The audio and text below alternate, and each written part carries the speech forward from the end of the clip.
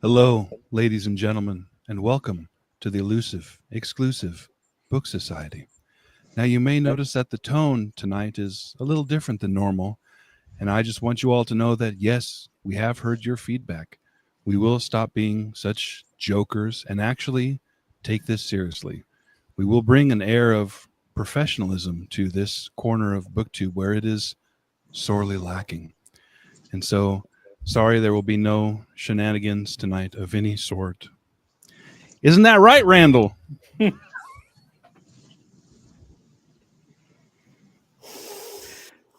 Well, now I know where he went. No, this is Randall. He's actually quite busty. How Hi, many? everybody. How many of these streams are just going to open up with Jake taping a paper cutout to something? At least 25% of them. See, everybody recognizes Randall. I don't know. That's how the name Randall is spelled, Virgil. No, that's how he spells it. That's how Randall he knows. spells it. Okay. All right. Like I said, welcome. Take it away, Tim. Oh my gosh, guys. Where do I even start? Okay, so welcome back to the Elusive Exclusive Book Society. We are reviewing At the Earth's Core by Edgar Rice Burroughs, and we are joined by the one and only Michael K. Vaughan. Michael, thank you so much for being here. Where's the button? There it is. All right. Well, thank you for having me. I appreciate it. It's good. I mentioned this in one of our first emails, but as soon as we started the Elusive Exclusive Book Society, and Jake had a big roster of people we wanted to get on, and then suggested in some video that people should give us suggestions on who we should invite. Half of everybody who commented on that video was like, "Get Michael K. Vaughan on here," and I'm like, "Okay, we will eventually." I don't know. He might be a little out of our league, but thank you for saying yes to this. That's what we said. We just replied, LOL. Yeah. Okay, we're on it. Oh, that's nice. I appreciate that. They have questionable taste, but that's nice. Exactly. Clearly. All right, let's see who's in the chat already. Goatman jumped in immediately with the entire first paragraph of the book, flashing his credentials there. Chris from Little Spaces is here. Start to the prologue of this amazing live, yeah. And Jeff's Cave of Cool Books is here. This is going to be good. Hey, Jeff. Mark Clark's here. First one I've caught in a while. Yeah, we haven't seen you in a while, Mark. What are you doing? Having a real life? What the heck? Yeah. Boys from Check Yourself are here. Paul, who is it? Paul or Steve? Let me know. Is it both of you or is it just one of you? They're sitting at the keyboard together. Like Yeah, your exactly. half of the keyboard is these. Yeah. Hacking. Also, I don't know what you're talking about. We've reviewed good books in the past, just not recently. It's been a while. Yeah. Virgil's here. Woohoo, he's excited.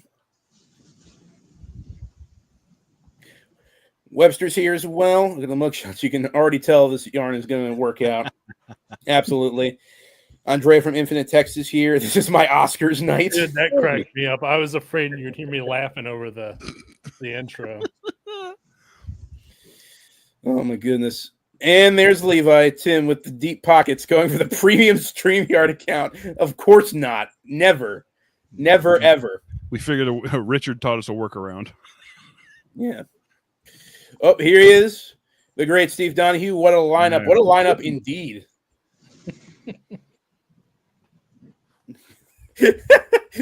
Finally, a handsome man on the screen. Oh, man. Ouch. Ouch. Yeah, that hurt. right. Is she talking about Accuracy. Randall or Randelli? Yeah. Randla, yeah. Randley? Randley. Okay. Goblin's here as well. Greetings, Goblin. All right, guys. This is going to be fun. So, we are, of course, discussing At the Earth's Core by Edgar Rice Burroughs. Before we get into the book, I just wanted to know what everybody's kind of prior history with Edgar Rice Burroughs is in general. Because for me, I've only read 3 books so far. I've read this, Tarzan of the Apes and Princess of Mars. And they're all great. I enjoy all these books very much. But I wanted to know, and Michael, since you're our guest, I think you should go first. What is your history with Edgar Rice Burroughs? I first read Edgar Rice Burroughs when I was a teenager, which was a long time ago. This was back in the 1980s. And I was in the library when I was a kid. I remember that. And I was reading a book about science fiction. And there was a section on it about the Mars series. And I remember reading that thinking, these books sound amazing. I hope I could find these books one day. And I did. And I found the Mars books, read those. I was hesitant to read Tarzan because all I knew of Tarzan was from the movies, which to me was just, the old black and white movies, which to me was just some big naked guy running through the woods, which was not something I was particularly interested in. But I figured, these Mars books are so good, I've got to read the Tarzan. And indeed, they were good books. And I just read everything I could get my hands on.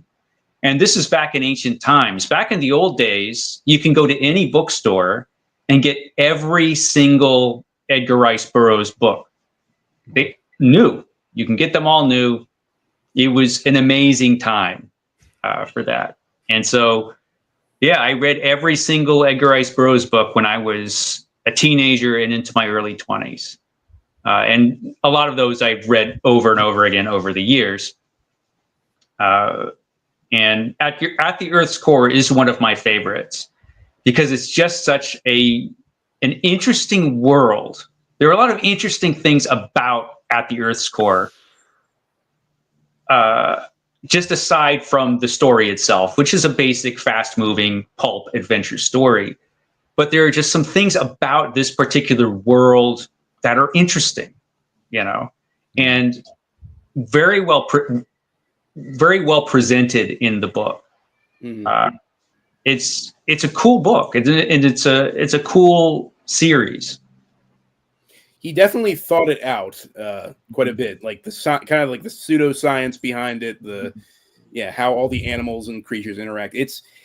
I found that he's very good with his world building in a time where like world building wasn't really something that people looked for in books, especially in like pulp magazines and stuff where a lot of these stories originated. So, well, yeah, the term did not exist. Yeah. And he was doing it on the fly, he was doing it quickly. His stories were not long stories, and they were all in pulp magazines. And so he was very efficient with his world building, but very good, particularly in series like Mars and like Pellucidar. He did think it out. And I get the feeling that as he was writing this stuff, it was real to him while he was writing it. And so that adds something to the stories as far as the worlds that the characters exist in. Absolutely. So Nick, I think you might have mentioned this I think you might have mentioned this to me at least. But was this your first Edgar Rice Burroughs novel that you've read? Yeah, I tried to read The Monster Men, and it got started, and it just reminded me of The Island of Dr. Moreau. And I'd already read that, and I just kind of, I don't know, I wanted something else. And it was old-timey. The writing was old-timey. I don't know how else to put it. And so I was like, when we were doing At the Earth's Core, I was like, oh man, this is going to be like, I got to get in the right mind frame. I was really surprised that it wasn't like that at all. It was very, very easy to read. Yeah. What about you, Jake? Have you read any of Burroughs' books before? Kind of. I did one of the Mars ones long time ago, to the point that I didn't remember hardly any of it. Even to the point that when I saw the John Carter Disney movie that came out, I was like, oh, I don't really remember any of this from the book I read. So it's been that long before since I've read a Burroughs. And so I would say this probably is, in all intents and purposes, my first one, at least my first one that I can actually objectively remember reading. I watched the Tarzan movie, the Disney one. Yeah, I've seen both of the Doug McClure movies. You did? Yeah. Yeah, you can't see it because the light in here is crap, but I have the movie version of At the Earth's Core. Oh, okay. I was going to say, we'll probably talk about it at some point, but it did get made into a movie in 1976, correct? Somewhere in there. Yeah. I think that's what it was with Peter Cushing. Mm-hmm. Yes. In like the most un-Peter Cushing role ever. But and the dad from Gremlins as the main character, as David. Yeah. Devin McClure? He's the dad from Gremlins? Mm-hmm. I don't remember that. Oh man. Yeah, I'm sure we'll get into it, but yeah, I watched that last night and I have some thoughts. So before we get much further, let me just check what everybody's saying in the comments real quick. I saw this. I want to point this out. Mark Clark says, Tim have visited family in VA and stopped at Zeno's Comics and got some Hawkmoon comics. Yes, love Hawkmoon. They also had the Elric. I'm going back for those. You should. Elric's freaking awesome. Steve Webster says, Norman Bean, what a writer. Norman Bean. I don't know. That was a pseudonym for Edgar Rice Burroughs in his first. Okay, gotcha. Nice. See, I'm happy you're here. This is great. Jeff We would all just look around like, Omnivorous Reader is here. What's up, Deb? Could not remember what channel you were on. Yeah, it keeps going back and forth between all of our channels, so it could be. That's why we're elusive. We're the Elusive Exclusive Book Society. Post a lot of stuff in 1940. Yeah, this one and the first John Carter were both published in 1914. Were they not? John Carter showed up in the magazines earlier than that. I think it was 12, but I think it might have been the first book publication was around there. I can't remember. Okay. Yeah. Yeah.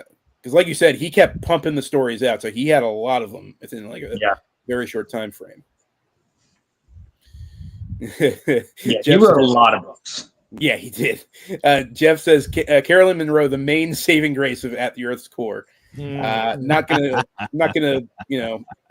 say no. Peculiar Notions. Jeff, you are correct. Yes. Where's that part where the comment where Jeff's correcting Jake? I like that one. Wait, he corrected where? Hold on. You're making me backtrack. It's right underneath Caroline Monroe. What did you? He said Hoyt Axton, was the dad in Oh, is it? No okay. way. That's the exact same guy. It's the exact same guy. I know for. I don't think. Look, I trust Jeff when it comes to these things. I don't think so. All right, I'm gonna look it up right now while you guys have a live stream. I'm looking this up. Oh my gosh. Okay. Well, while Jake's doing that, I'll introduce the plot for At the Earth's Core. So when we start this book up, we have this narration that's presented as a gentleman who stumbles upon someone in the desert who relates to him this incredibly long-winded, incredibly peculiar story. So the guy telling him the story, his name is David Innes. He is an American who financed this project, the building of this giant mechanical drill dubbed the Iron Mole by its inventor, a man named Dr. Abner. Mm-hmm. Abner Perry, I believe is his name. Yes, Abner Perry. And so the two of them tested out this drill. They got into it, and they dug straight down into the Earth's crust. And they assumed they'd just be able to control this thing easily. And sure enough, the controls go haywire. They can't wrestle control away from it. And they think that they're just digging straight down into the core of the Earth. They think they're just going to either be destroyed by whatever molten stuff is down there, or they're going to stop and get suffocated, miles and miles underground. Turns out they pop up into fresh air, and so they think, oh, something's happened. We've somehow turned the drill around, and we've come back up onto the Earth's surface.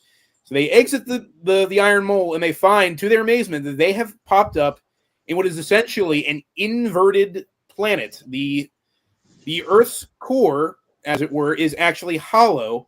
There's a miniature sun at the very center of everything, and the world itself is basically spiraling on the inside of the planet. And they look around and they see all these what we would consider prehistoric wildlife and plants, and there's dinosaurs walking around. There's dinosaurs flying through the air.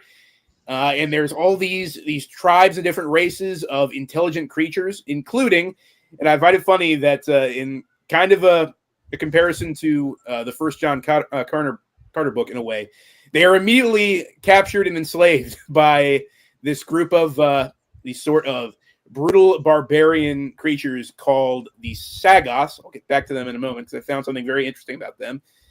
The Sagoths, who are servants of the sort of intelligent, almost like reptilian bird creatures called the Mahars. They're pterodactyl monsters. Essentially, they're pterodactyl monsters. They're intelligent pterodactyl monsters who communicate through fourth dimensional energy. It's kind of explained away, but it's kind of hard to grasp. Even the main character himself, David, is finding it hard to grasp how these things communicate. They don't make sounds, they don't make noises, they don't even hear. They just communicate somehow through the fourth dimension. And and once again, in another comparison to the Barsoom books, our main characters immediately pick up the language of the other humans who they've been enslaved alongside. Yeah. And so they eventually make their way to the city of the Mahars deep underground. And along the way, David tries to befriend this young woman named Deanne the Beautiful, who she kind of tells him about she finds it hard to believe that he's from another world on the Earth's surface. But eventually they kind of become friends, or at least they have this casual friendship sparked up. And at one point, she is accosted by another character, this other savage man, I guess, named, what was his name? Huja the Sly One. Mm-hmm. She's accosted by this guy, and David, feeling the strong, defensive, protective male urge, decks this guy in the face, totally knocks him flat. And everyone just kind of looks at him. And then from that point on, weirdly enough, this woman, Deanne the Beautiful, just kind of spurns David. And cold shoulder, yeah. He gives him the cold shoulder. She just acts like he's not even there. And so he learns that somehow, due to the weird customs of the people of Pellucidar, this inner world, he has offended her. And so he makes it his goal, as soon as he breaks free from the Mahars and the Sagoths, he is going to find Deanne the Beautiful, because she manages to escape. She and Huja the Sly One manage to escape from their captors. He's going to find her and find a way to apologize for this affront that he's done. And so that takes him on an adventure through this incredible inverted underground world full of prehistoric animals and people. And I'm going to be honest, even though I don't think I liked it as much as the Tarzan or the John Carter that I read before, I really, really enjoyed this book. It has that trademark adventurous feel that Edgar Rice Burroughs goes for in all his books. I think he pulls it off wonderfully. And like you said, Michael, it's so effortless how he does this world building in a story that he was clearly writing at a lightning pace, because you feel this kind of ethereal prehistoric world. The atmosphere is just so, I love this so much. But I want to get your guys' thoughts. Nick, this was your first Edgar Rice Burroughs. So on a whole, what was your first impression of At the Earth's Core? I loved it, man. It was awesome. And to anyone who hasn't read the book, and it sounds like Tim just told you the whole story, that's like the first 20 pages. Like, it's insane how fast this thing goes. Mm-hmm. Forget build up. How did we build that drill? We don't care. we got a giant drill and we're headed down. It's amazing. I loved it. Maybe we should have installed power steering. It really is a terrible drill. Yeah. When you think about it. It breaks like right away. The first thing it does is break. As soon as they try to steer it, yeah. It's like crack. Oh, damn! And then they say that the seats swivel. I kind of imagined it like a spaceship, like how the astronauts in anti-gravity, so they don't know which way is up. Is what they say. So they're like, I guess we turned because our chairs stayed the same. They don't know. They didn't think it through. No. Yeah, Perry was not the best inventor in the world. He's no Doc Brown, clearly. No. But yeah, that's initial impressions, man. It was awesome. I loved it. I look forward to it every night. Jake, what did you think? What were your impressions? Well, I had just watched the movie before reading it. And so I think that helped because Dr. Perry, I was constantly picturing Peter Cushing being the woo, woo, woo, woo, the kind of the bumbling scientist, which was hilarious and very unlike anything I've ever seen him in before. I liked it. I enjoyed it. I've read a lot of planetary romance, like The Sword and Planet, over the last year and a half or so, and so I was already in the right mindset to be like, okay, now we're going to, and then this happens, and then this happens, and then this happens, and then we're attacked by another beast, and then the very next scene we're attacked by a new beast, and so I was buckled in for that. I liked it a lot. I don't think I loved it. I don't think we're at that level. Maybe we can get into that a bit later. But yeah, I'm kind of like, maybe it's just because I've had so much of that lately. Maybe. I'm not sure. Do you think he invented and then this? Was he the first? I don't know about that. Edgar Rice Burroughs? No. No. No. I don't think I've ever read H. Rider Haggard came before him, and so no. But he had a special knack for it. I would put it that way. Yeah. Yeah, and the whole once you notice the plot convenience to the extreme, it becomes hard. And I know that's the type of story it is. I know that already. I will say I did enjoy that he was a better writer than I remember him being. Because as far as actually like crafting, and he had some really good lines, some really good sentences. It wasn't just, he wasn't those writers that I just read an ode to Albert Klein, and who was a wannabe Edgar Rice Burroughs, and it's a night and day difference as far as quality. Yeah, I was gonna say anytime I've read stories that try to like ape his style, it's like they try to do the and then this happened formula, and it's just not as genuine. Like I've read The Warriors of Mars, I think that's the name of it, which is Michael Moorcock's take on the whole planetary John Carter of Mars kind of thing. And it has that same frenetic pace as like a John Carter of Mars novel. But it just doesn't come off the same way. It doesn't have that genuine, or that, I don't know. It with Edgar Rice Burroughs, it's just it's a part of the charm. And when anyone tries to like imitate that, it just comes off as very disingenuous, and I don't like it. I think because he's clearly having a blast. Like that's obvious that he is just like, and you could get that. If you can get his personality, you can pick up the fact that he's having a ton of fun. Like, yeah, I saw that's. Yeah, I saw what I did there. I tried not to mention it, but yeah, you had to go there. He'll catch it. Yeah, and like I've read like Fletcher Pratt and stuff, another author who is just having the time of his life, but like sucks, so it's kind of nice to see somebody who's pretty good having the time of their life. I get why it's fun. And I get it too, knowing who Edgar Rice Burroughs was and where he was when he started writing these stories. He was a failure basically at everything. And he was under a lot of stress, and this was his escape, and it's something that he actually was good at. Yeah. But he was a daydreamer, and so when he would write these stories, I really think one of the reasons that they work, whereas some of his imitators don't, is that, well, there's two reasons. One is that he believed it while he was writing it. He believed the stories while he was writing the stories. And also he puts a lot of himself in the stories. His personality is all over his books. More so actually as the books go along, and he felt more comfortable doing what he was doing.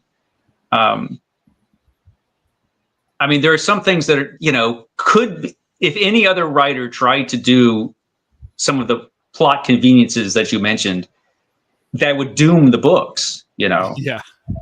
Even though, who hasn't mistaken their girlfriend for a dinosaur? I mean, these things, they happen. But spoilers. Yeah, I'm just saying, not that can happen, but he can get away with some of that stuff where I feel like other writers would never have a chance. That would just doom them. And it's just because of, he just put so much of himself in it, and he was an honest writer. He was genuinely there when he was writing this stuff. Yeah. Joe jumps in and says, "Hey kids, I just popped in before I go see the new Liam Neeson Naked Gun movie with my wife and kids. Enjoy, dude." That one looks like it's actually going to be fun. I've heard good things about it.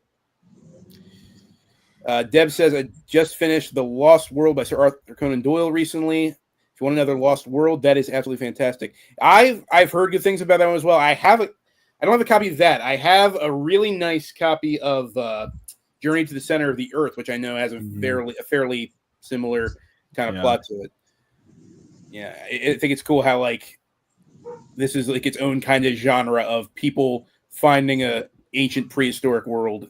Which one was first?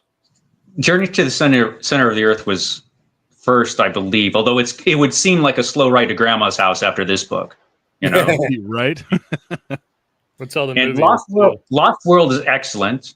Although the Lost World is just an island. One thing you can say about Edgar Rice Burroughs is he did create an entire world, which is impressive. This actually is a lost world, which is awesome. Yeah. Yeah, complete with explaining how the gravity works there, complete with explaining how the sun thing is in the sky. Like he went all out. Kind of. Kind of. He made an attempt. I mean, the science doesn't quite work out, but there are some interesting ideas in here. And there's that moment when they first arrive in Pellucidar, and they don't realize they're inside the Earth yet. You know, they don't know what the situation is. But the way he so effortlessly describes the world, particularly how the horizon goes up, you know, I really love. You know, there was no horizon. It went up until it just drifted into the mist. And then you look up and the sun never moves. Yeah. And then you realize what the sun is. It's just, and you're there, you know, for that moment when you realize how this world is and how it's set up. It's just great. That part of it. Yeah. And one of my favorite parts was how they're explaining like hell, or their version of the afterlife and what they do with bodies. And they're like, well, we put ours in the trees. And if you put your body down, you know, our enemies or whatever, bury them. And then they get pulled into the, you know, the earth's mantle at that point. But just a lot of thought was put into it for sure. Mm-hmm. Absolutely. I did want to mention though, that I am really behind on my like ancient prehistoric animal naming conventions and stuff. I had to keep looking up what different animals were. Like when he gets attacked at the beginning by, what is it even called? When he and Perry are like, they're climbing up the trees, getting attacked by that giant. I thought he made it up. It was some giant bear dinosaur, right? No, I think it's a real thing. I had to look it up. It has an actual name. I can't remember. Yeah, I can't remember it either. But it's like one of those big sloth bears thing. Oh, but yeah, it made visualizing some parts of the story a little more complicated than I would have liked, but that's just purely down to my incomplete knowledge of these kind of things. But I agree that he thought this out really well before he wrote it. I could tell that. Like one of my favorite parts was just seeing him describe how, like, the landscape when David Innes first escapes from the Sagoths, and he's wandering outside, you know, and he's just alone in this vast wilderness, and he sees, you know, animals he's never even imagined, you know, in the water or in the trees, and he's just describing it in just these wonderful ways that give you this real atmosphere of, like, I don't know, it's a sense of wonder. It's like it's a fantasy story, but it's its own kind of unique flavor that I really, really enjoyed. And again, I think it ties into his kind of like adventurous style where, you know, like you said, Michael, he believed these stories. He could see it so clearly in his mind. He just had to explain what he was seeing to people. And I think he did it perfectly. Goblin says the movie monsters are the best, and I agree. Oh my gosh! Okay, every time something would come up, I was picturing that one in the beginning. Yeah. So real quick, let's talk about the movie. I watched it last night, And probably that wasn't a good idea because I didn't get to see all of it because I fell asleep probably after the first 30 minutes and kept waking up and then falling back asleep. Oh my gosh. So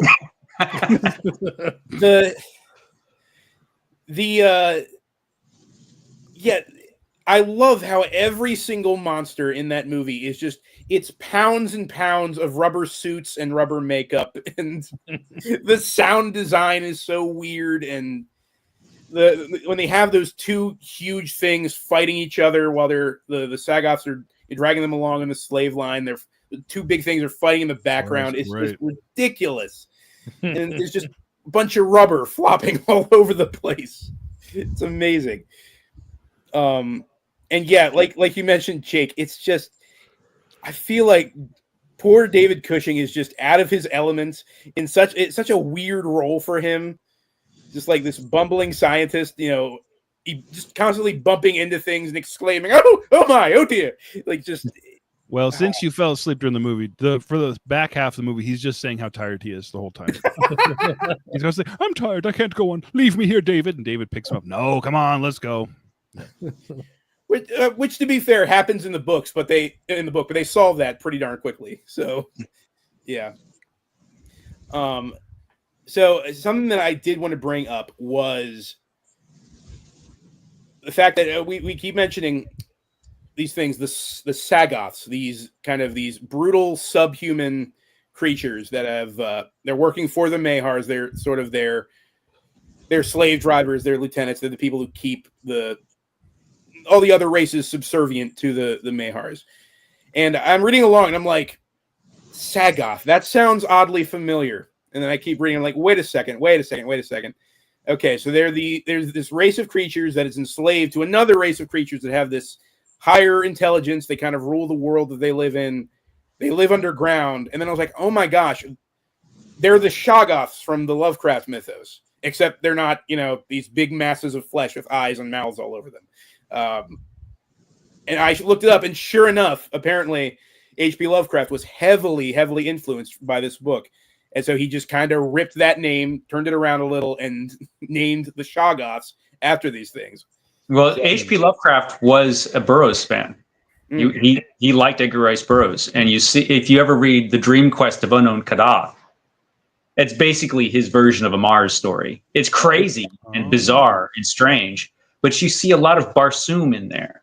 Okay. And so he started off, eventually he's like, Edgar Rice Burroughs sucks, but he read every Edgar Rice Burroughs story that was ever published.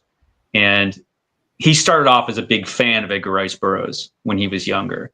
And as he got older, he was like, oh, well, Edgar Rice Burroughs crap.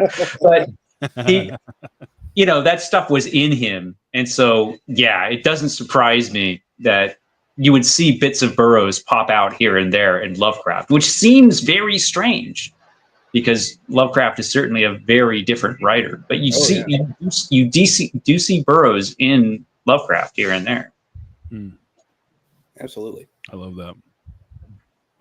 Crazy, bizarre, strange. I'm in. Yeah. Levi, I like my Shoggoths, okay? They're fun. They're creepy. They scream Tekalili. They're fun. Whatever, Levi. What Barney?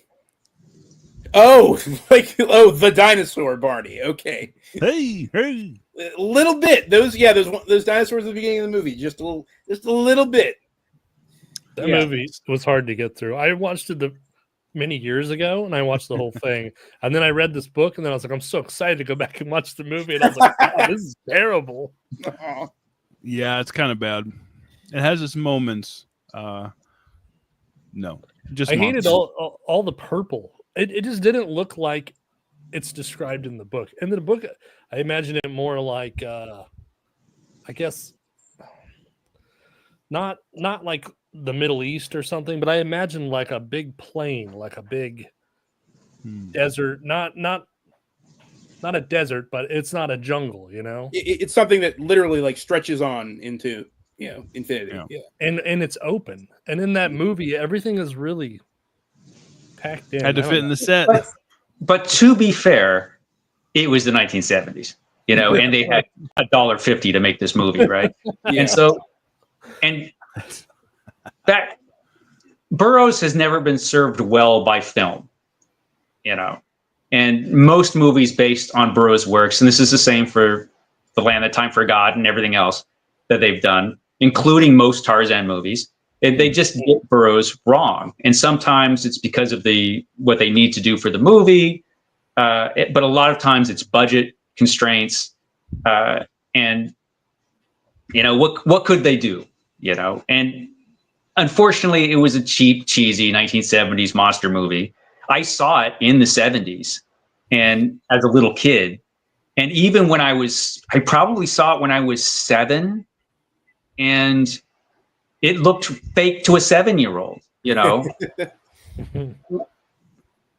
And I saw it years before I read the book. Hey, Grammaticus. Yeah, Grammaticus agrees. Yeah. But, you know, what could they do? Right. They tried their hardest. Yeah.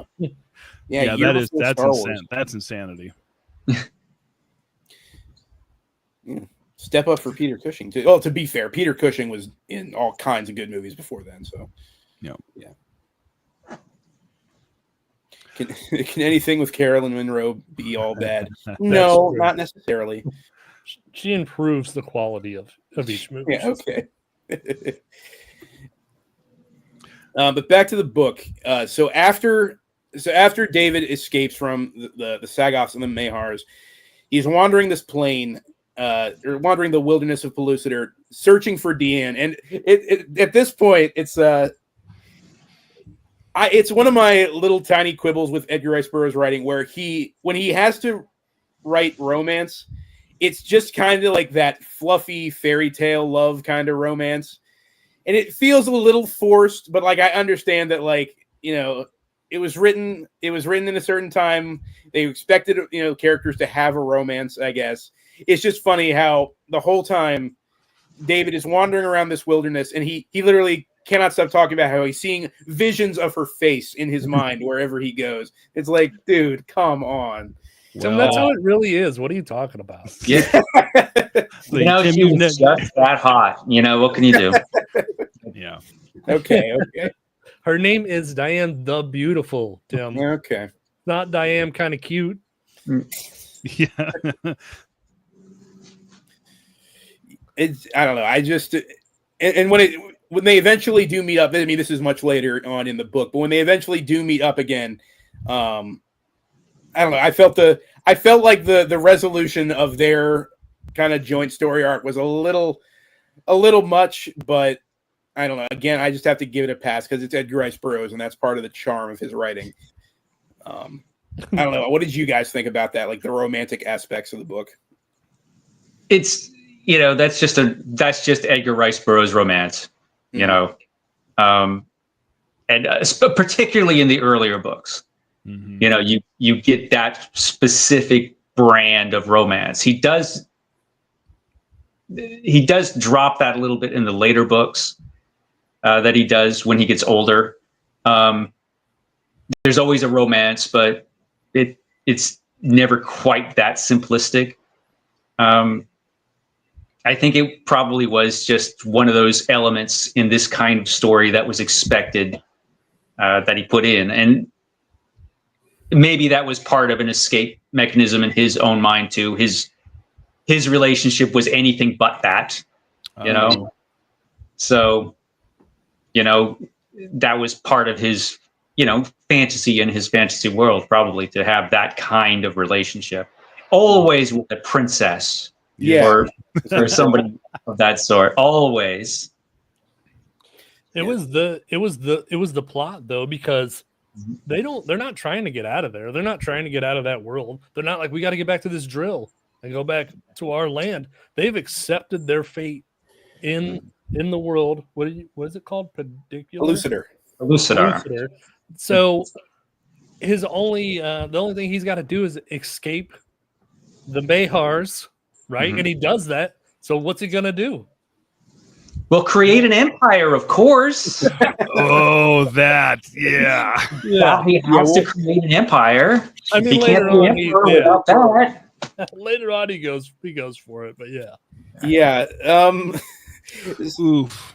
We'll obviously get to that, but I guess that does kind of take us in the direction of our main character, David. I did think he was interesting at first in that, unlike the other two Burroughs characters I've read so far, being Tarzan and John Carter, he's not like this superhuman kind of character at first.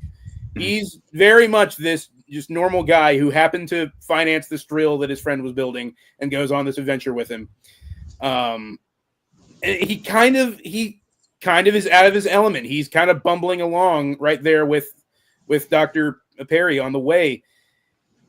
And I was interested in seeing how that character would develop, and eventually he kind of just becomes Tarzan. He kind of just like Nick. I think you mentioned this in a post somewhere where he builds bows and arrows out of sticks and tiger gut or whatever, and he's just immediately proficient with them. Mm-hmm. It's kind of and obviously that has to be there somewhere to kind of. When the action set pieces finally hit, you have to have a character, I guess, at this point who knows how to fight and can get that kind of stuff done. I just thought it was funny how that first half he is very much out of his element. Second half he's got this down pat, and then last couple chapters, I'm starting an empire, baby. I am ruling this world. Yeah, pretty much. I mean, Burroughs didn't get a genuine screw up for a hero until the Venus series. Okay. Which at that point he was older. He has all of these other series going with all of these superheroes, basically. And then we have Carson, Wrong Way Carson. He went to the wrong planet in his book. And he did everything wrong, basically. And then we finally get a hero that is not perfect, But at this point, he was it's true. He was kind of going in that direction, it felt like. Although he made it clear that David Innes was a big, strong guy. Yeah, he mentions that he used to box and he used to be, somewhat athletic and compete and stuff. Yeah, you have to have that for him to survive the world, right? It's definitely it's at that point. It's just a story of its time. It's a pulp story. You have to have an adventuresome hero who can get stuff done. So again, I just have to. Every time I read an Edgar Rice Burroughs book, I do have to put myself into the mindset of, this is the specific kind of story it is. And when I do, I have a blast. So it's just, I don't know. It's so different from a lot of stuff that you read nowadays. And I feel bad that I think a lot of people don't give him as much of a shot because it's such a kind of an antiquated style of writing at this point. I don't know if you guys feel the same way. I thought functionally it wasn't. Okay. I don't know about storytelling wise. And also I'd like to point out that he says he was down there for 10 years. So maybe after 10 years he could figure out how to make bows and arrows out of twigs. But it felt like a couple months, right? Well, that's another interesting thing about this world is the way time works or doesn't work, as the case may be. The whole time element in this is probably one of the most interesting bits of pseudoscience he has running through the story. And its purpose, aside from just being weird and creating some interesting plot developments, is to keep his hero young. Because one thing Edgar Rice Burroughs hated was aging and getting older. And so as the series goes on, all of his series, he finds a way to keep the hero young. John Carter is the most extreme example. He's always young. He's immortal. Never explained. He doesn't even try to explain it with that character. Doesn't even try. Tarzan becomes immortal in his series twice. I don't know why you'd need to do it more than once, but he does. And then in this series, this is the way that works out. David Innes never needs to grow old because of the way time works in the middle of the planet, or doesn't work. This leads to all kinds of logical problems Yeah. But we never have to ask those because it's an Edgar Rice Burroughs. It's a power fantasy. It's all a power fantasy. Yeah. And I wanted to point out this one. I posted this this little excerpt on my community tab yesterday, just to show that I think that, you know, whatever people might say about him, Edgar Rice Burroughs is still on top of the writing game. He still is a good writer, and it comes through in some amazing little moments. And in the middle of this kind of action sequence where David is being chased by, I think I'm pretty sure it's a dinosaur. I can't remember exactly what kind of monster it is, but I think it's a dinosaur. He's running away from it, and you know he feels that death is encroaching upon him. And we get this little paragraph where he says, "And these thoughts came with a realization of how unimportant to the life and happiness of the world is the existence of any one of us. We may be snuffed out without an instant's warning, and for a brief day our friends speak of us in subdued voices. The following morning, while the first worm is busily engaged in testing the construction of our coffin, they are teeing up for the first hole to suffer more acute sorrow over a sliced ball than they did over our, to us, untimely demise." I was like, good grief. That is a weird, poignant thing to have in the middle of your story where a guy's being chased by a big, googly-eyed monster. So yeah, in little moments like this, he proves that like he's just a good writer. It's just that I don't know. There, like we said, he's just working with some older tropes in an older style, but he's great. I enjoy his books every time I read them. Do you want to hear my favorite line? Yeah, go for it. This is when they're first going under the earth and the steering wheel doesn't work. But to my astonishment, I discovered that, with death staring him in the face, Abner Perry was transformed into a new being. From his lips there flowed, not prayer, but a clear and limpid stream of undiluted profanity. I do love how every single scene Abner Perry is in, he's either praying or freaking out over something. Yeah. It's great. Yeah, so after Daniel has first tried and failed to find his lost love Deanne, he eventually gets back. He literally surrenders himself back up to the Sagoth, says, "Take me back in. I want to be a slave to the Mahars again." Clearly, just so he can get his friends back, because Perry's still enslaved. Some of the other cavemen that he's made friends with, I can't remember the hairy one. What was the hairy one's name? Oh, I forget his name. Gak. It's Gak. Gak. That's what it is. Gak. Okay. Gak, the hairy one. So those two are still enslaved. He still wants to save them. So he surrenders himself back to the Mahars. He's back underground. And at this point, yeah, we learn that time works in a weird way in Blue Star, or rather that it somehow doesn't work at all, because David has been on all these adventures. He's, walked across all these landscapes. He's run away from monsters. He's met all these people, interacted with them, and he's come back all this distance. And Abner Perry just kind of looks at him and says, "What are you talking about? It's been a couple minutes since we last saw each other." And so then it raises the question of, okay, hold on. So yeah, you're saying that time works differently here, that it's obviously working off the early concept of time runs along, was it curved spaces, curved edges, stuff like that. But yeah, you have to, like, as soon as I read that, I kept picturing the scene at the end of the first Richard Donner Superman, where he reverses time by flying around the world so fast that it reverses the world's rotation, and that somehow rewinds time. I was like, okay, that totally would work too. Yeah. Yeah. Oh my gosh. Yeah. It would bring dead people back to life. It would. Mm-hmm. Yeah. Oh my gosh. Yeah. So the pseudoscience doesn't quite check out, but from that part, in my opinion, the story really kicks into high gear, and so we get Perry and Gak and David breaking out of this Mahar prison that they're in, and they kind of discover that the Mahars have this one fatal flaw, is that they can't hear anything. Mm-hmm. And so if they're asleep, you can just walk up to them and stab them to death. And which happens. Yeah, that's what there's literally a chapter called 4 Dead Mahars where he walks up to these Mahars and just stabs them. And that's it. They're these kings of the Stone Age, but as soon as they fall, well, queens of the Stone Age, I should say, because they're all female. Hey. Yeah. And to be fair, they are pretty terrifying. They are. I mean, yeah. There was that feeding scene, which was just. Oh, I forgot about that. Yeah. Yeah. That just, when I read that, I was young when I read that. I was a teenager.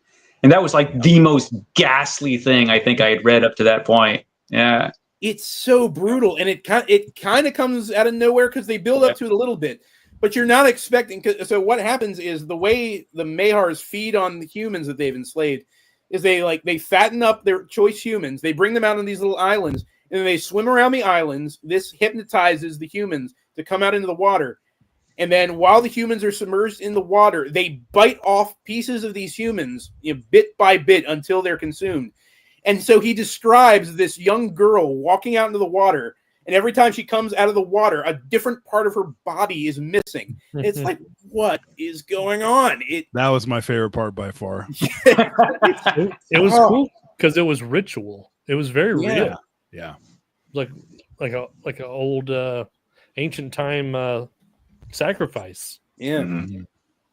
Yeah, and then of course, once the Mahars are done feeding, they get their like little smaller pterodactyl familiars to come in, and they just slaughter everybody, which oh my gosh, it's a really brutal scene, and otherwise fairly tame book, but it took me by surprise, and I can't believe I forgot about that. But yeah, so yeah, once he finally gets around to breaking his friends free from their captivity, he stabs these Mahars to get to death. They get out, and once again they're separated. They have these Sagoths who've discovered they've. Oh my gosh, are we going to talk about the way they escape? Because again, it's that Edgar Rice Burroughs logic kicking in. They steal. So David kills these Mahars, and they are able to sneak out by skinning them and wearing their skins over top of them and imitating. Yeah. So I just picture that. And he even says like they use the blades of their swords to prop up the heads of these. Hold up the heads. Yeah. As they were walking out. Yeah. These skinned Mahars, so they can like look around with these swords by turning them in every direction. And so it kind of took me out of it a tiny bit. It sounded like some Looney Tunes kind of stuff where, I don't know, like, just Bugs Bunny walking around in a very thin disguise that anyone would see through. But again, it's whatever. He can get away with it. So they eventually get out of this cave system, and they're separated again because they get chased by more of these Sagoths who find out that they've escaped. And so they split up. Gak at this point is carrying Dr. Perry because he's this frail old man at this point. He hasn't had, I'm assuming he hasn't had proper nutrition and proper sleep in forever. So he already had a wounded leg at some point, and so Gak is carrying him. David separates from them and draws the Sagoth's attention, and we get one of what I think is one of the best action scenes in the book, which is funny because it's at this point where David Innes goes full Superman, and he just has everything down pat. He's just slinging arrows at these people one by one, taking them out. And he eventually tricks them into walking around a corner where a giant cave bear comes out and mauls them to death, which I thought was awesome. And it's at that point that he eventually makes his way into what he calls the Garden of Eden, which is this just lush valley with all this vegetation, all these new animals he's never seen before. And it's here where he finally meets Deanne again after them being separated for so long. And so apparently what he finds out is that the reason that she was giving him the cold shoulder that whole time is because in the customs of the people of Pellucidar, when a man chooses his mate, he has to take her by the hand and draw her to him.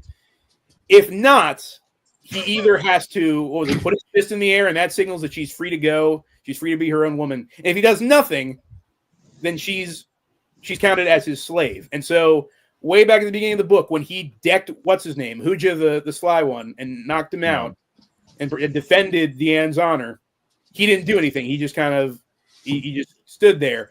And so everyone assumed, she's his slave now. So he dishonored her because she is this princess. She comes from a tribe where her father rules a certain part of Pellucidar. So finally meets up with her again. He apologizes, and he gets into this brutal one-on-one fight with another guy whose name I'm also forgetting. Jubal. Yep, Jubal the Ugly. The That was Ugly my One. favorite action set piece. It's great because it's brutal, and he describes this guy Jubal the Ugly One as being he has like basically half his face missing. He's got torn off at some point, but he's like 7 feet tall and super ripped, and he's slinging around a war club. He's got a big knife that he's trying to stab him with, and we get this awesome one-on-one fight. And eventually, because he's our hero, David prevails and he defeats Jubal the Ugly One. He kills him, and then he gets back with Deanne. And at first, she's giving him the cold shoulder again. But all it had to take this whole time was he just had to say the magic 3 words, "I love you," and then she's just all over him, and they're a thing from now on. That's just how it works. Yep. I would have left her there. After the ninth time, she's like, "I hate you." I'm like, "Fine, bye. I'll find a new cave, babe." Apparently, everybody down here is hot. So that was the thing. Because he keeps describing her as being beautiful, and she's called Deanne the Beautiful. But at the beginning of the story, he mentions how all the humans here are weirdly attractive, like compared to surface humans. So I don't know. Again, it's just one of those fantasy elements that Edgar Rice Burroughs wanted to, imbue into his world. Well, there's a reason he wanted to stay in Pellucidar, Yeah. I mean, it's the same way. It's the same way on Mars in the John Carter books. Unless you're a big, gangly, green monster, you're just this hot, semi-human looking person, and it's just a wonderful place to be, I guess. But yeah, and at that point, so he meets up. Now that he has Deanne on his side, he meets up with his friends who've escaped. And at that point, they decide, we're just going to take over this world. Mm-hmm. We're just going to start an empire. And of course, they're going to make David the first emperor of Pellucidar. So they're going to turn things on the Mahars. They're going to wage war. And at that point, they're going to take over from the inside out. And it's at that point where I'm kind of just scratching my head. I was like, that escalated very quickly. 10 years. But yeah, I don't know. Maybe time doesn't exist, Tim. Get out of your box. I know. I'm sorry. I can't wrap my head around it. And also, Edgar Rice Burroughs was writing at a time when colonialism wasn't necessarily a bad thing in everybody's mind. It was like, this is what you do. We are we have superior knowledge. We have a superior culture.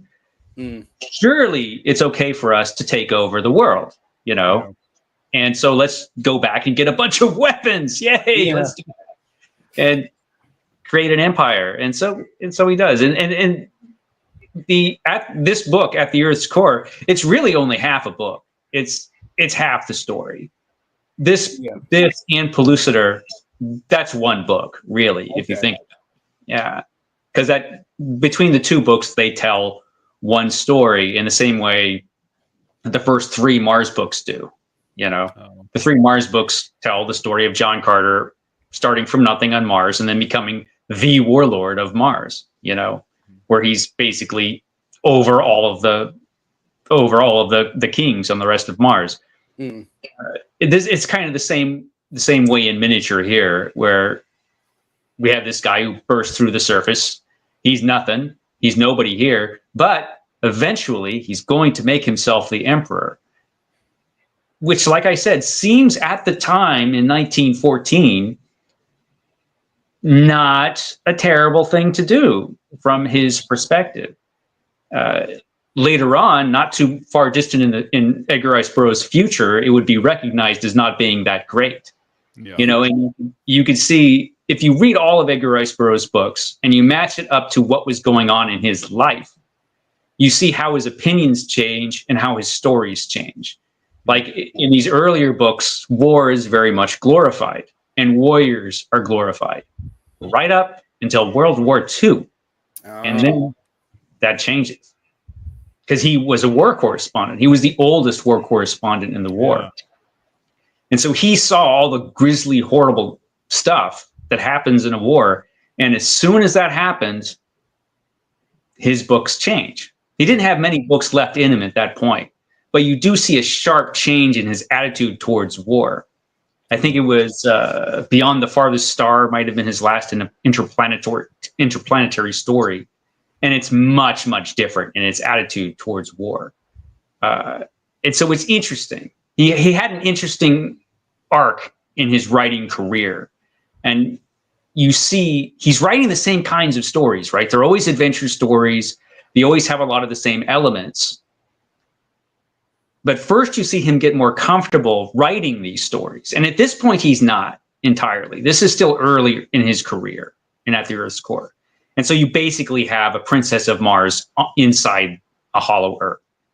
But as he becomes more comfortable with what he's doing, he gets more comfortable with putting his own political ideas on religion and other things into his stories, which starts right away, really, in the second Mars book, which is the best, one of his best books that he ever wrote. Gods of Mars is magnificent. But, you know, you see this progression of different political ideas and him just maturing as a person as he gets older. It's really interesting. But he's not there yet in this book. Yeah. It's funny. At this point, he clearly doesn't know what the Prime Directive is. No. I will say, I mean, they're the dinosaur people, the Mayhearts, they're enslaving his people. I mean, come on. I got no problem with this. Slaughter them. It is. I think there is a line there because it's like, yeah, they are enslaved. And I think even the old man wanted to be like, Perry was like, well, hold on, what gives you the right? This is their culture, blah blah blah. But that's kind of trying to liberate people is kind of a far cry from what he actually said was when they couldn't figure out how to make gunpowder. He says, what we lack is knowledge. Let us go back and get that knowledge in the shape of books. Then this world will indeed be at our feet.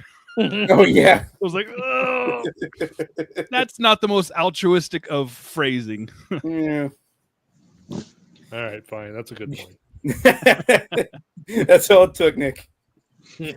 Okay, Levi, I'll give you that. That one's, it's bad, but I laughed. Yeah. And so, yeah, to put a point on it, they decided that they just don't have the technology to take over this inner world. They don't have enough knowledge. And so they decide that that David, the newly dubbed Emperor of Pellucidar, is to return to the surface, bring back as much knowledge and technology as he can, and that's how they're gonna form the Empire of Pellucidar. And so he gets back into the Iron Mole. They somehow reorientate it again so they can dig back through the crust of the earth.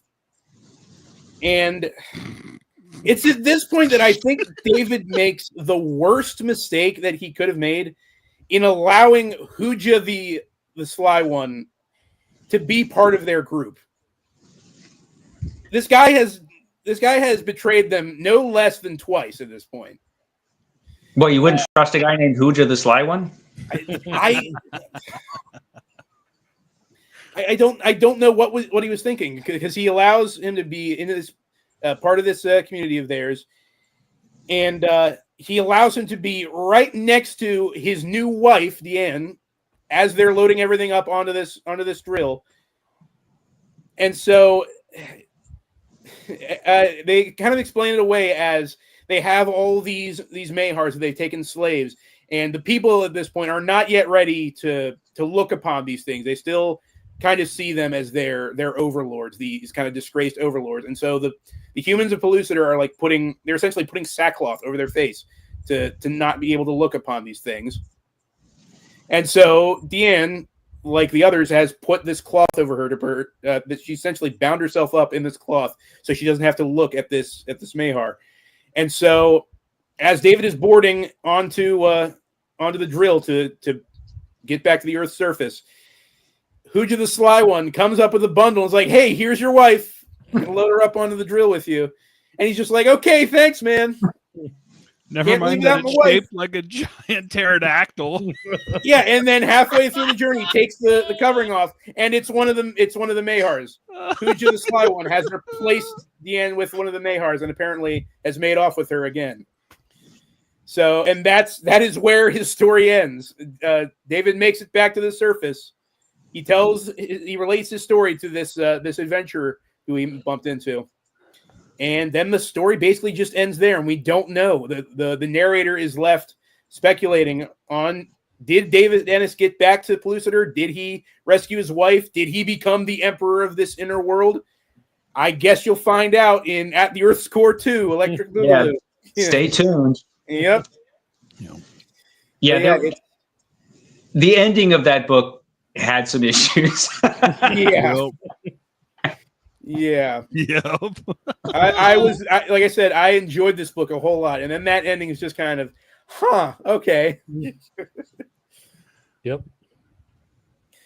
Yeah, I don't know. I don't know. Guys, have you ever mistaken your significant others for giant pterodactyl It's a monsters? natural mistake. I mean, come on. Yeah. Well, after a long weekend, maybe. Where was it? Yeah, Jeff brings up a good point. Randall has been strangely silent. It's because I told him to shut his mouth. He didn't read it. He just watched the movie with me. So Oh, wow. I told him to shut his mouth this whole time. He didn't know what he's talking about. He keeps trying to interject. Yeah, but That You narrator. can't do it. You can't do the impersonation, can you? I don't want to. I feel bad now. I'm self-conscious. Yeah, well, like I said, I didn't make it to the end of the movie. How does the movie end exactly?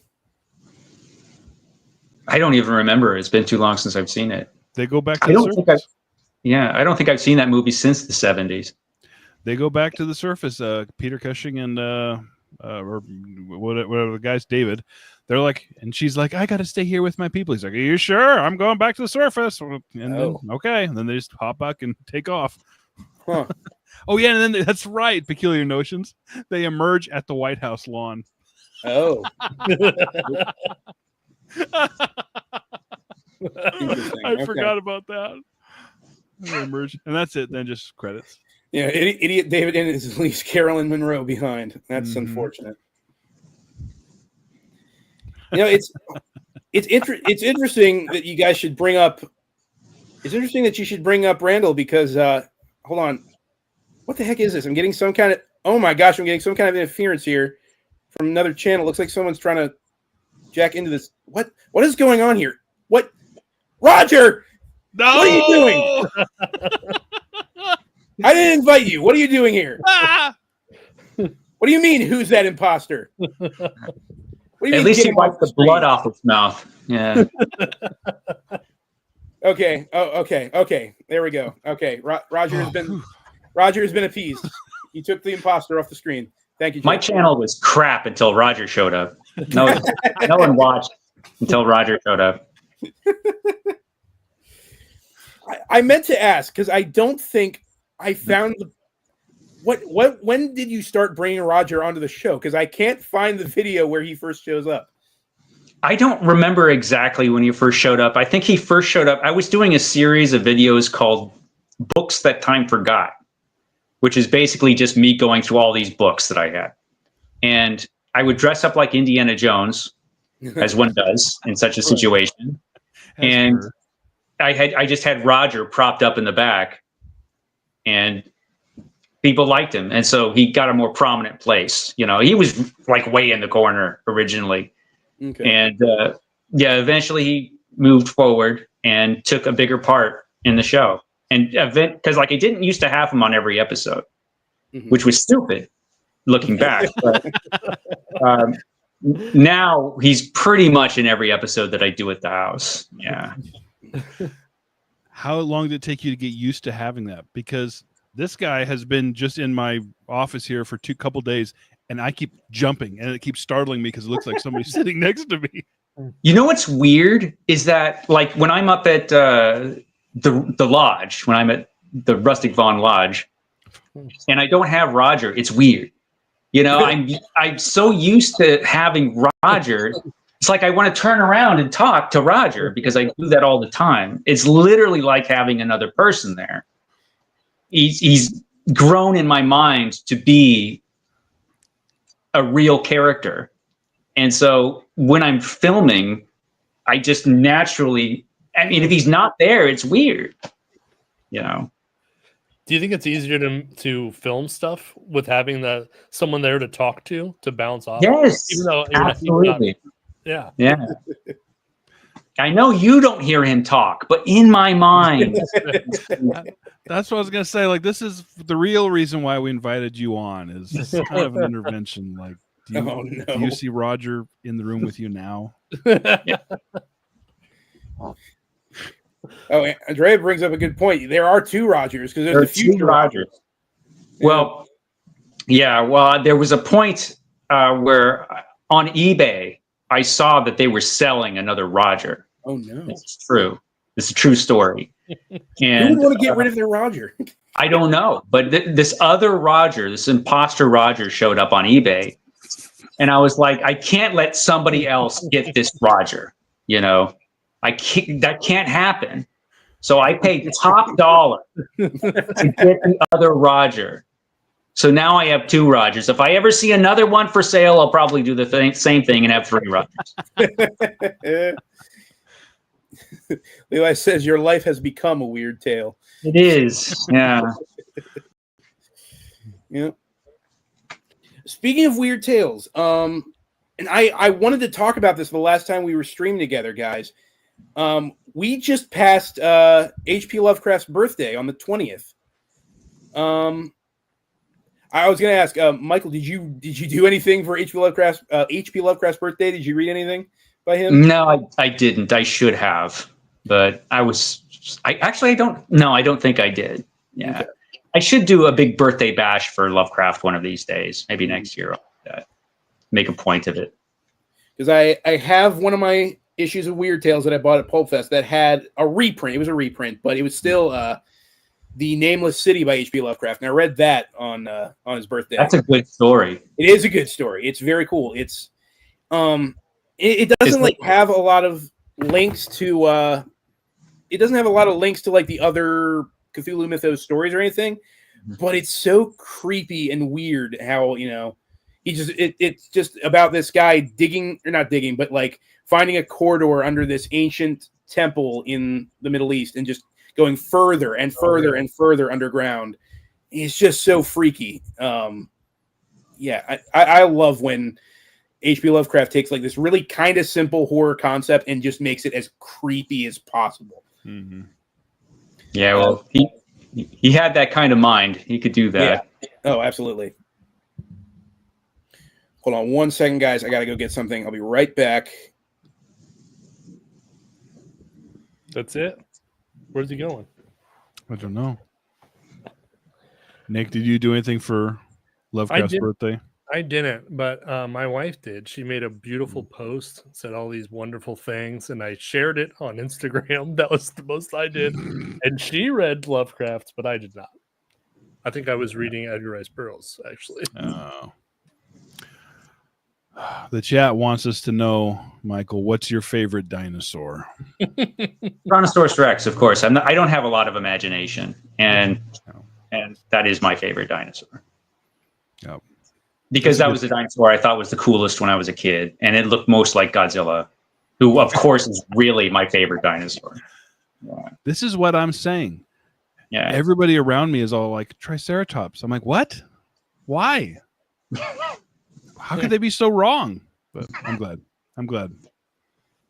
Shh, he's back.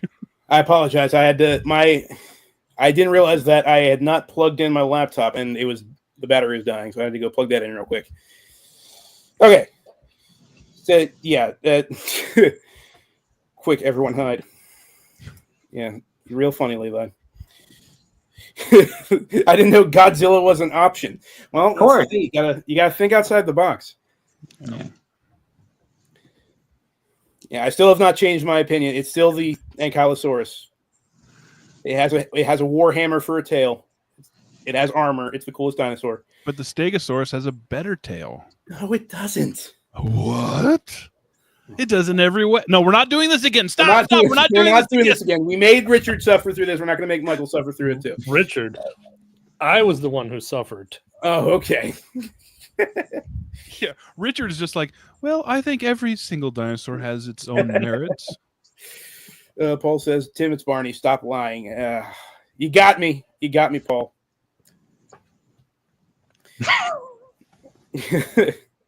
No, you're going to bring him back. Roger's going to jump in on the stream again and be all scary and terrifying. There. Where were we? He has been reborn. I screwed up, though. He's way far back because I got the wrong size. His head is like this 18-inch. It's huge. That's a big head. Yeah. I know I goofed up. So yeah, that's how the story ends. It ends with our narrator unsure if David Ennis ever got back to Pellucidar. Now you have to read the rest of the story. Yep, I was gonna say it's some sequel bait and a half right there. It's got its own map. You know, you can't see it because it's dark, but it's got its own map at the beginning of this one. Nice.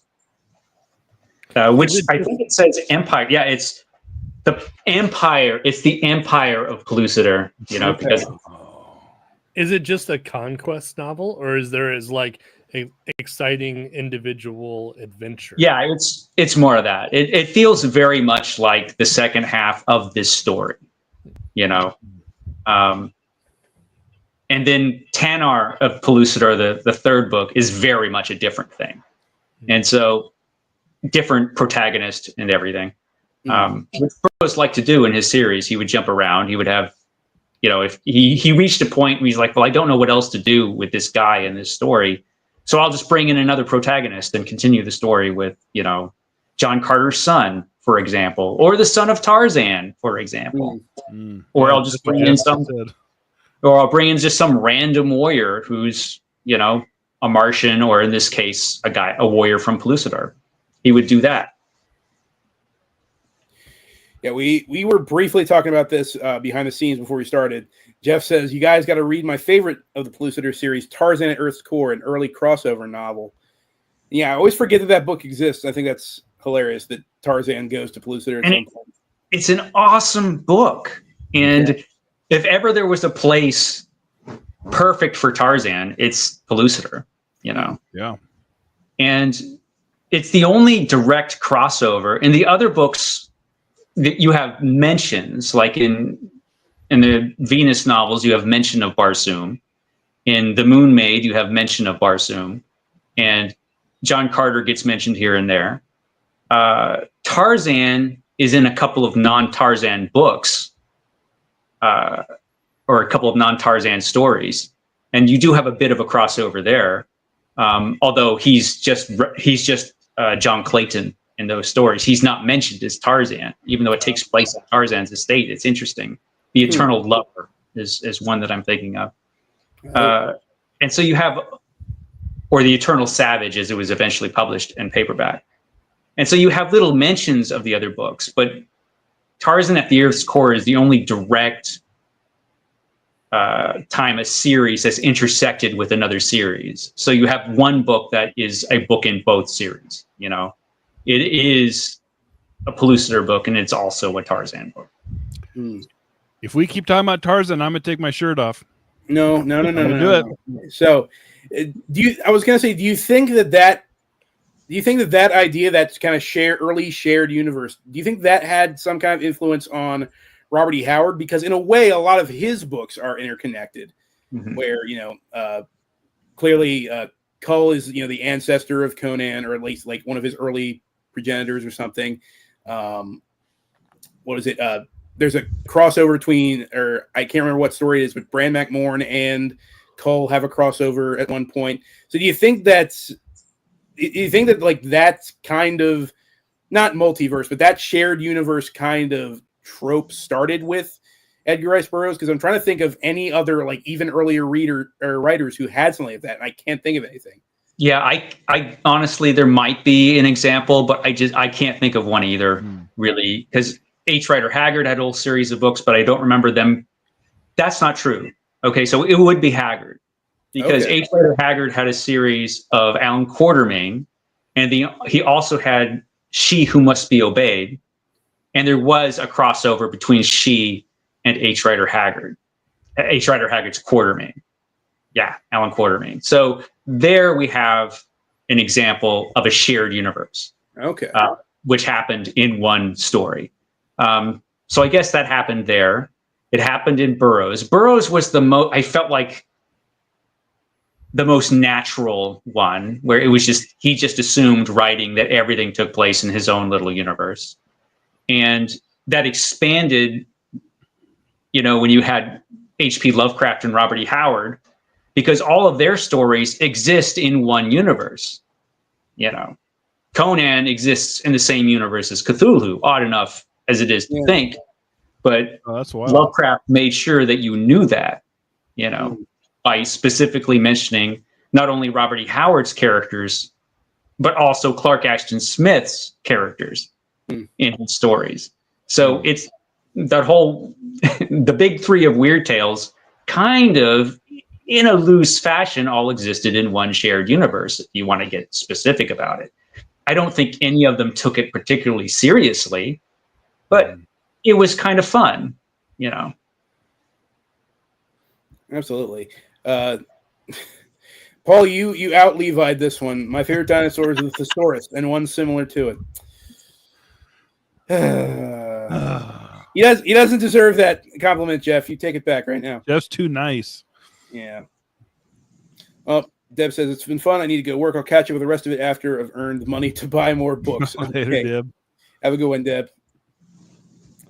Oh, yeah. Richard from Vintage F is here. ERB and MKV finally got here. We'll catch up later. Just wanted to say hello. Hello, sir. Hello, Richard. Hello. And then he says, shared universes aren't Marvel and DC's idea. No. Yeah, before them it was Michael Moorcock. Before Michael Moorcock, it was Robert E. Howard and H.P. Lovecraft, and then before them, apparently, it was ERB and H. Rider Haggard. So, yeah, it's an older concept than you'd think. And let's not forget that all the Universal horror monsters all existed in the same. Oh universe. yeah, that's true. Yeah, you got your Wolfman versus Frankenstein. Yeah, it's true. Randall's and Rogers and it's wild. Stop! You're gonna you died. You woke him up again. No. Okay. I was looking for an excuse to play that clip. Andrea says, I feel like you're not appreciating the depth of what MKV just said. Shared universes. What do you mean? That's what we're saying. They're shared universes. No. Oh, you mean like that he just gave us this huge long lecture, and we were like, cool. Sorry. No, it was awesome. I was mesmerized. I had forgot that we were on live, and I was just sitting here listening to you. Like, this is awesome. I was like, oh, I'm supposed to talk too. Well, I wish I had read more of his books before this point, so I had more to say on this. But like I said, I've only read one book from these three series at this point. I know I have some of the Carson of Venus books. I need to get around to those. I need to get back into the Tarzan stuff and the Barsoom books, because I keep hearing good things about Return of Tarzan, and I keep hearing good things about Gods of Mars. So, well, both those books kick ass. Those are really, really good ones. Both of those.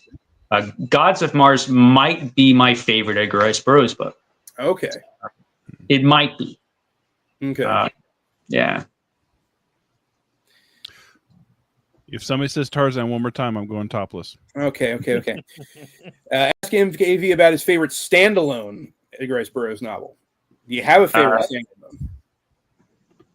Probably I Am a Barbarian. That book was really interesting, which was an historical novel about a slave of Caligula. Okay. And the Emperor Caligula, the crazy emperor. Yeah. Uh-huh. And he had a slave who was an Edgar Rice Burroughs hero. And it was a really interesting book. Edgar Rice Burroughs wrote this at a different time in his career. He was more comfortable as a writer. He could put more adult themes in his books. And so you have a hero that is not in the same league as the other Edgar Rice Burroughs heroes, and it's just a really interesting book. It was, I think it's only been printed in paperback once. There's a hardcover edition, there's a paperback edition, and I think that might be it. I don't think it's ever been reprinted after that. I could be wrong, but I've only ever seen one paperback edition. And if you ever see that book, get it. Okay. Yeah. Gotcha. Yeah, I'd never even heard of it. That's the second time Goblins. Have you read Gulliver of Mars? Oh yeah, by Arnold Allen. It's Arnold Allen, right? Allen, yeah. Yeah. Gulliver, His Vacation. Yeah, that was it's not an Edgar Rice Burroughs book. You can't go in expecting that kind of action, but it's certainly interesting. And of course, there's the long debate: did Edgar Rice Burroughs actually read this book? Oh, okay. Because there's no solid evidence that he did, except that there are a lot of things in the Gulliver of Mars book that seem awfully familiar if you've read them after the Mars books.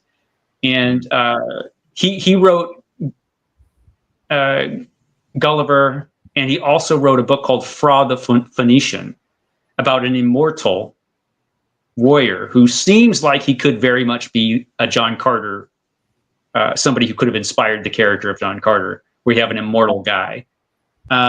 So it's possible, Edgar Rice Burroughs could have read this book. The timing is right, but it wasn't a book that was ever found in his library, as far as I know. None of his kids were aware of him ever reading it, because the question was asked, hey, did your dad read this book? And they were like, so we really don't know.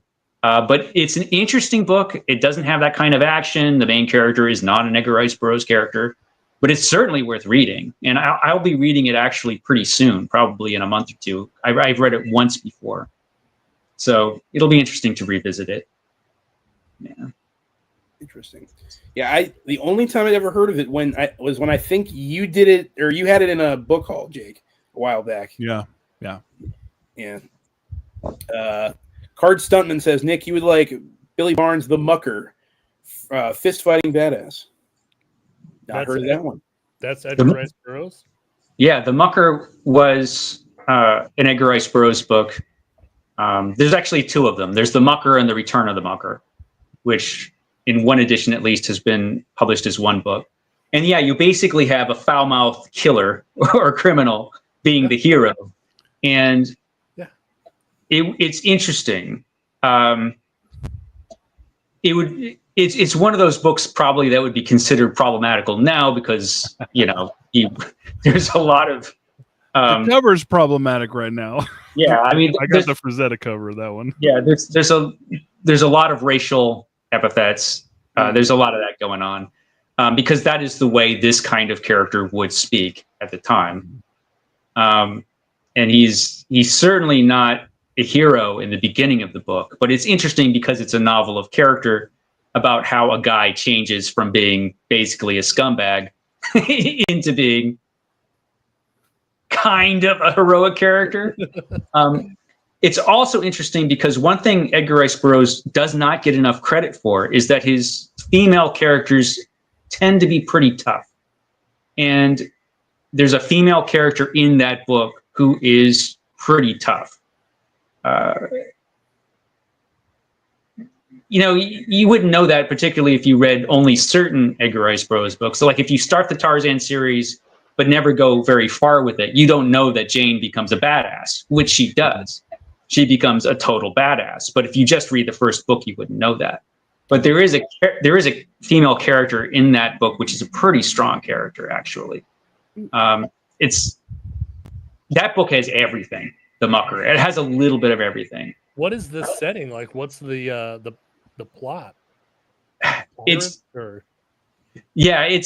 kind of hard to. I mean, it has samurais. It has all kinds of things in this book. It's sort of hard to pin this plot down. It's just like the ultimate pulp adventure story. You have like a villainous character who's really not all bad, and he becomes good. And that's not even our main character. Then we have our main character who's a total crap guy who eventually becomes kind of a hero. It's really interesting, and it starts off in Chicago, which was Edgar Rice Burroughs' hometown. So it was an interesting book. The first part of the Mucker is a kind of pulp masterpiece. The second part, not so much. The second part is just kind of a basic. I mean, the best part of the story has been told by that point. But the first part of the Mucker is really something. Yeah, That sounds amazing, and it's in our world too. It's not fantastical right, at it's all. Totally in our world. Yeah. Yeah. That sounds great. Nick, what are you doing? Go buy a copy of the Mucker right now.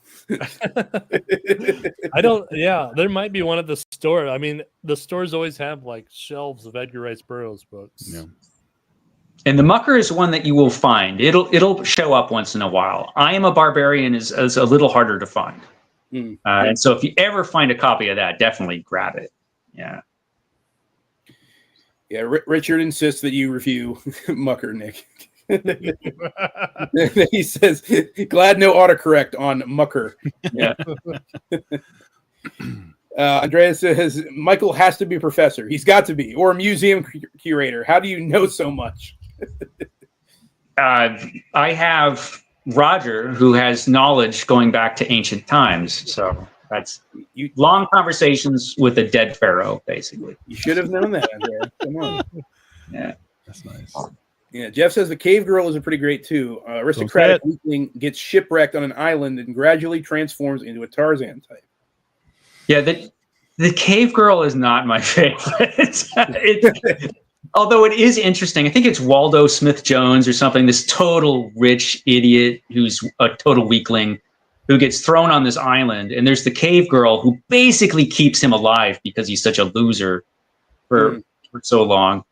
But she thinks he's tough because he has a terrible war cry that'll scare away all the vicious beasts. But that's just him screaming, because it's not the best.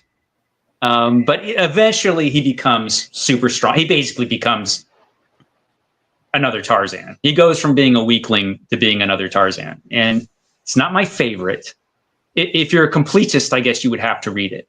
But it wouldn't be like, oh man, you got to read this book. No. Yeah, it's got a good Frazetta cover though, so I got to say that. Mm-hmm. Every time Frazetta does a cover for one of these books, it was fantastic. I mean, I love it. Yeah, I remember them talking. They talked about the cave girl at one of the panels at Pulp Fest, and as they're describing it, I'm like, this main character sounds like he sucks. And then at the end of the panel, they're like, oh, it's a great book, though. Everyone should read it. I'm like, oh, okay. So yeah, I might disagree with the panel on that one. Yeah. Does the cave girl get mistaken for a pterodactyl? No. I'm guessing it only happens once. You can't make that mistake twice. Eric asks, is Richard Lupoff's Master of Adventure book worth reading? It's about E.R.B. and the vintage perspective on his life and literary work. I don't know. I've never heard that book. That book is great. It's not just a good book. It's a great book. If you're interested in the work of Edgar Rice Burroughs, that's a really in-depth look at all of the different series. There's a lot of criticism in it. Like, he will tell you, frankly, what he thinks of the stories. I don't always agree with what he has to say about which stories are good and which stories are bad, but it's a really involved. I also don't agree with all of the speculation he has on on the inspirations for the stories, but it's a really involved look at the creation of the books.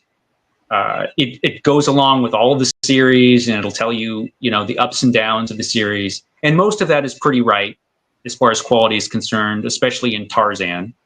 Because Tarzan was a particularly long series that Edgar Rice Burroughs at one point just did not want to write. And so you had a downturn in quality before it went back up again at the very end, right around World War II. It's a very good book. If you find it, it's well worth your time. Chris brings this up. Chris and I are actually in the middle of a read along for the Elric saga. Has MKV read the Elric saga, and what did he think? You've talked about Elric a few times on your channel, have you not? I have, but it's one of those characters. Actually, it's one of those characters that I need to get back to, and I just haven't, just because I'm so busy reading other things. But Elric's great. I mean, he's great. The Elric books are as good as everybody says they are, and a lot of Michael Moorcock's books are really good. Not all of them are, in my opinion, but a lot of his Eternal Champion books are pretty darn good. So yeah, Elric's excellent for the most part. Elric is excellent. Yeah, I just read I reread Sailor of the Seas of Fate earlier this month, and yeah, it's fantastic. So trippy and weird, but like it's got that adventurous sword and sorcery feel that, like, I mean, it's integral to the genre, but he takes it in some different directions that I really appreciate. So, yeah, I can't wait. Chris said he was going to review that on his channel. I can't wait for him to talk about it, because when we started the read through, I was like, Chris is going to love Sailor on the Seas of Fate. It's his kind of book. How many times is he going to say wild? Do you think? He's going to say wild at least a couple times. Yeah. Wild. Yeah. Wild. Kill Your Notion says Jack London's The Sea Wolf fits into that too. I'm assuming into that isn't like just like pulpy adventure novels, or I don't know. I've not read The Sea Wolf. It's a good book. The only Jack London I've read is what was it? Call of the Wild, and that was a long time ago. I was a little kid when I read that. You haven't read White Fang? I have not. I actually got a free copy of White Fang the other day, but I've not read it. I should. Jack London's awesome. Yeah. Goatman says, Roger, our hero. Don't bring it back. Oh no, you brought him back, you fool. Oh. Get out of here. He must not be mentioned. If you just put Roger in the stream instead of me, you probably would have gotten more views. Yeah, I know. I didn't want to say that when we were talking about doing this. I didn't want to say that, but yeah. I'm sorry. I don't know how it keeps getting in. Goblin says, I have the 2-volume E.R.B. The Man Who Created Tarzan by Erwin Porges. I have not heard of that one either. Yeah, that's a giant book. I have the hardcover, and it's one of those biographies that's so good and all-encompassing that you probably don't ever need another one. It probably should be reprinted. It's great. It's got 1 million photographs. It's very in-depth about his life, which is interesting, because then you can see the progression of his work when he wrote things and what he was going through in his life. He went through a lot. And I mean, this guy did all kinds of things. He was a police officer. He was in the cavalry. He chased Apaches, never caught any. He had an interesting life, and he experienced a lot of things, which pop up in his stories here and there if you know what to look for. But it's also interesting because you can see why he daydreamed about the things that he daydreamed about, because his life was certainly no romance, even once he became successful and became a very successful writer and did very well because of the films, crappy as they might have been. He did well off of those movies. But his personal life went to hell, and he had some issues in his life, A book well worth reading, certainly. Chris is also asking the real hard questions. Did you give up on Varney? No, Varney is happening in November. Okay, I decided because every time I'm trying to get through this 500 book challenge nonsense that I created for myself. And I found that if I was trying to read Varney and this other stuff at the same time, which was not working, you got to put all of your effort in Varney. So I read half of Varney, and I'm just going to put everything else aside in November and just read Varney and the second half. So it will happen eventually. That's what I say about everything. Every time I get a new book, I say eventually. Yeah. Eventually. Ugh, it never pans out. But Someday. I'm proud of you for trying, Michael. It's a lot of book to get through. It is, and the first part was not great. So, I was gonna say, because like every time you would talk about Varney in like your catch-up videos, I'm like, Michael, why are you still reading Varney? Like, it doesn't sound like you're enjoying this. But then you did one recently. You're like, he actually did something cool. I'm like, oh, okay. for a vampire, he doesn't do many vampire things, And I get that this is early vampire literature, but it's like he's sleeping in a bed, and he's supposed to be sleeping in a coffin, man. Don't you know? And it's like, he occasionally will attack people and drink their blood, but then he doesn't for like 900 pages. He will just not do that. And it's just like, I hear the second half is better though. So we'll see. What is he doing if he's not drinking people's blood? Exactly. What is he doing? He's just being boring. He's trying to steal money. He's trying to be a criminal, and he does it. He does steal money. He's a pretty good criminal, I guess. But doesn't spend a lot of time being a vampire, and that was disappointing to me. Yeah. Well, doesn't he keep like disguising himself as like these like wealthy estate owners and whatnot? He'll disguise himself as other characters, and eventually he will fail because Admiral Bell will show up, his nemesis, and be like, "You are Varney. I have been," And it's like, "Yes, I'm Varney. Now I must escape." And it's just so dumb. But I hear the second part's better. We'll see. So November just could be a month of suffering for me. We'll see. Oh. Well, I wish you good luck either way. It's So that brings us into, since we're before we wrap up and talk about what we're reading next on our channel, what we're talking about next time on E.E.B.S. Any last thoughts about at your score? Jake, Nick, you guys mentioned this was technically your first Edgar Rice Burroughs. Are you excited about reading any more Edgar Rice Burroughs after this? I am, and I have a bunch. Like I said, they're always at the bookstore. They're always $1, or sometimes they're $1. And I got a ton of them. And I was so bummed after the Monster Men. And it really wasn't the Monster Men's fault. I think it was just, when you're not in the mood for it.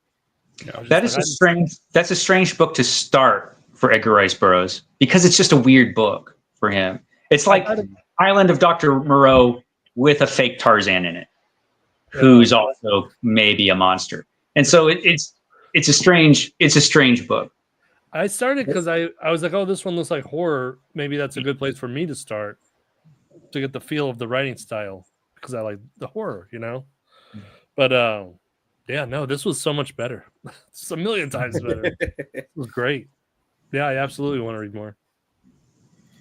Jake, what about you? I'm in the same boat. I would definitely read more. I think I would go to his go to the Mars is probably what I'll do next, just because it has, Princess of Mars is fantastic. And yeah, same thing. I have them all. I have multiple copies of all of them because they're always cheap, and they always have. I have all the Stumpy Ace ones, and which I just love. And if you're into science fiction, which I suspect you might be, I have that suspicion. It influenced everything. Yeah. That Mars series, it influenced everybody and everything. Ray Bradbury was influenced by it. Countless writers were influenced by that series. And there's when you read them after you've read those books, you could see it.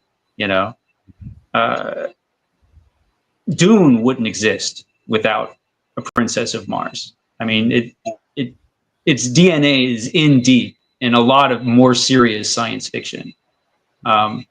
So yeah, it's almost essential reading. At least the first 3 books in the series, anyway. Yeah, Goblin said it again. Gods of Mars is great. That's got to be the next Edgar Rice Burroughs that I read. I gotta get to that one.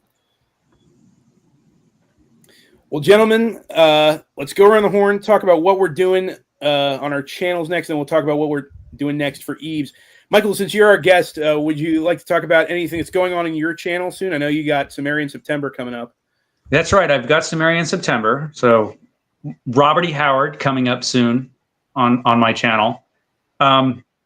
My channel's a mess though, and it always has been. I never know what I'm doing next, and I don't know how you guys do your channels, but I go in never knowing what I'm going to say, or what I'm going to do, or anything. It's just such a disaster.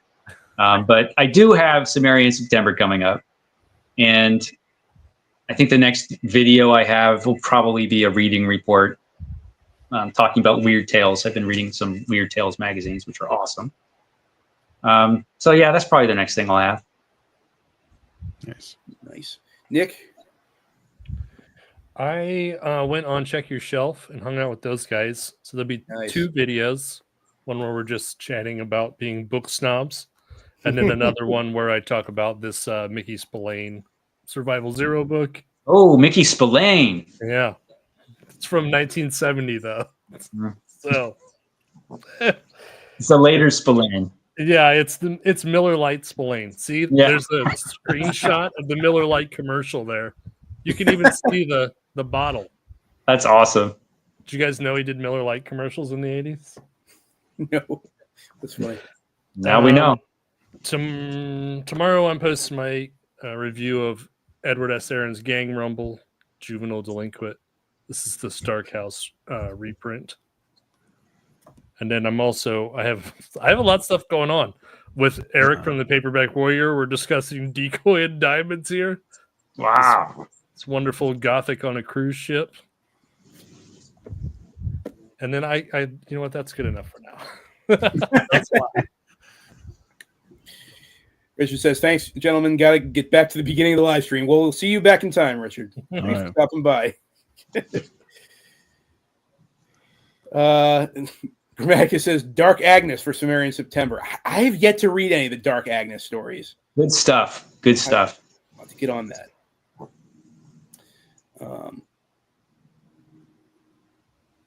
Yeah, here, check yourself. Check your shelf. Found those Miller Lite commercials on YouTube. They're hilarious. Now I gotta check them out. And Rodney Dangerfield is in there with him. Oh my gosh! Okay, yeah. Perfect. It's incredible. Jeez. What about you, Jake? What's coming up on Pulp Mortem? I am finally back into doing full-size reviews. So I just dropped one on yesterday, I think, and it's doing well. It was not the funnest book to get through, but it made for a fun review. Yeah, and so they'll be doing weekly reviews again, book reviews, in addition to doing the roll and shorties and whatever else. So look for another video to drop on Friday. But also, we don't have a date for it. We're going to get a date very soon. Our next Elusive Exclusive Book Society is A Spectre is Haunting Texas by Fritz Leiber. And we are joined by extra special guests. I know I don't have mine somewhere. I have mine, but it's a terrible beat-up copy. So Chris from Liminal Spaces and Joseph Reed's Books, and we might have another one too. That's yet to be confirmed. So it's going to be a wild party. Wild. I still got to get that. I still haven't ordered that book yet. Oh my gosh, Nick.